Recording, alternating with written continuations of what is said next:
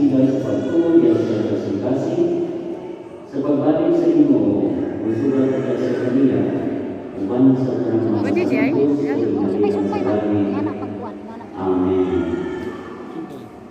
Karon, isang nato ang mga pagmampo sa mahal at magamiton ng mga pulo kay pulo ka nato sa atong mga nobos ang mga kitaganan, ang mga namo, ang mga salami, pagdayo ng iyong anak, mapagkanaw ang iyong ginailan, matungan ang iyong pagtuloy din sa yuta ng iyong salami.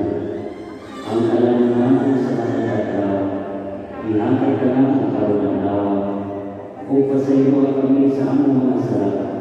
Ingon na nagpasayo kami sa kasalanan namin. Hindi magpipilihan sa kanunay.